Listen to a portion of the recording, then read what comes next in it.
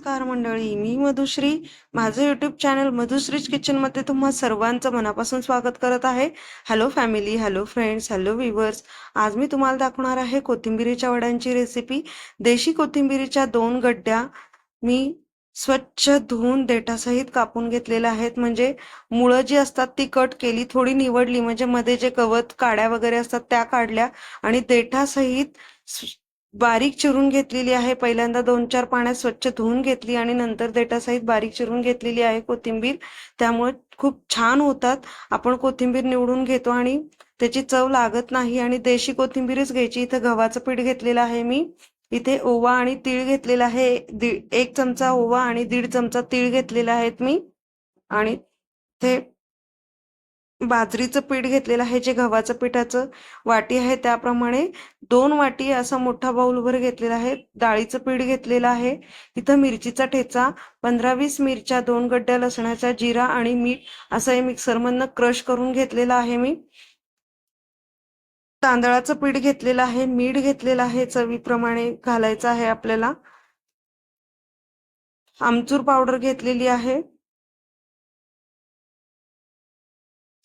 त्याच्यानंतर हळद आणि साखर घेतलेली आहे. हळद 2 छोटे चमचे, 1.5 चमचा साखर. साखर टोटली ऑप्शनल आहे, तुम्ही स्किप करू शकता. मी टेस्ट बॅलन्स होण्यासाठी घातलेली आहे. आता आपण डाळीचं पीठ घालूयात. ही सगळी पिठं चाळून घेतलेली आहेत मी.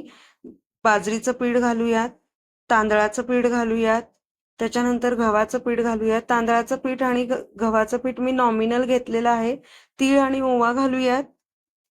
त्याच्यानंतर आमचूर पावडर घालूयात आपण. त्याच्यानंतर हळद आणि साखर घालूयात. मिरचीचा ठेचा आणि चवीप्रमाणे मीठ. मी साधारणतः 2 ते 2.25 चमचे मीठ घातलेलं आहे. व्यवस्थित होतं एवढं मीठ. तुम्ही तुमच्या चवीप्रमाणे कमी जास्त करू शकता. आता आपण हा सगळा मिश्रणाचा गोळा बनवून घेऊयात. हे मळून घेऊयात. नंतर आपल्याला तेलाचा हात लागणार आहे गोळा मळत असताना. हे बघा, मी हे सगळं एकजीव करून घेते आहे.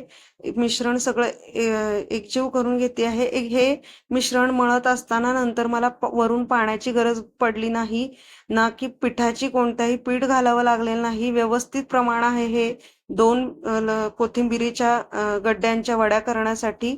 आणि आता आपण परत तेलाचा हात घेऊन हे सगळं पीठ एकजीव करायचं आहे. सगळं मिश्रण जे आपण घातलेलं आहे, साहित्य वगैरे, ते सगळं व्यवस्थित एकजीव करून घ्यायचं आहे तेलाचा हात घेऊन. आणि तुम्ही बघा, घट्ट पण झालेलं नाही आणि पातळ पण झालेलं नाही. व्यवस्थित ह्याचा गोळा तयार झालेला आहे. इथं मी एका चाळणीला तेल लावून घेतलेलं आहे. हाताला तेल लावून घ्यायचं आहे. आपण जे कोथिंबीरीच्या वड्यांचं पीठ बनवलेलं आहे, भिजवलेलं आहे, त्याचे रोल बनवून घ्यायचे आहेत. आपण सगळे रोल बनवून चाळणीत ठेवायचे आहेत. हे बघा, असे गोल रोल केल्यामुळं कट करायला पण सोपे जातात आणि आकारही छान येतो त्याचा आणि तळले पण व्यवस्थित जातात. म्हणून मी असे रोल पण करते आणि चाळणीत पण ते व्यवस्थित बसले जातात. तुम्ही हे बघा, सगळे रोल करून झालेले आहेत मी माझे. आणि हाताला जे माझ्या पीठ लागलं होतं त्याचा दरवेळेस मी कोथिंबिरीच्या वड्या करताना तो सगळं पीठ काढून छोटासा असा गोळा करून बॉल करून ठेवून देत असते, वाया जाण्यापेक्षा आपलं. नंतर तोही तळून खाऊन टाकायचा.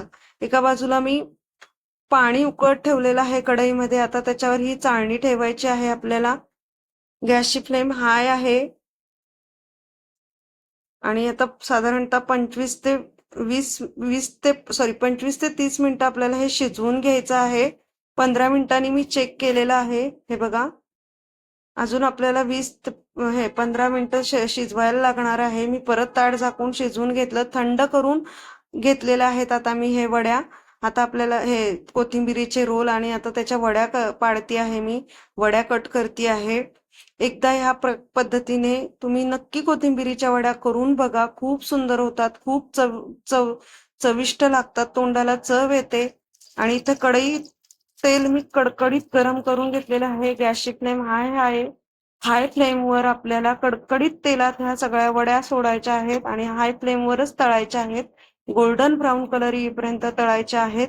आणि आपण जे बाजरीचं पीठ घालतो त्यामुळे खूप छान होतात कोथिंबिरीच्या वड्या, खुसखुशीत होतात, चव येते. अशा पद्धतीने कोथिंबिरीच्या वड्या केल्या की तोंडाला. तर एकदा नक्की या प्रकारची रेसिपी तुम्ही ट्राय करा कोथिंबिरीच्या वड्यांची.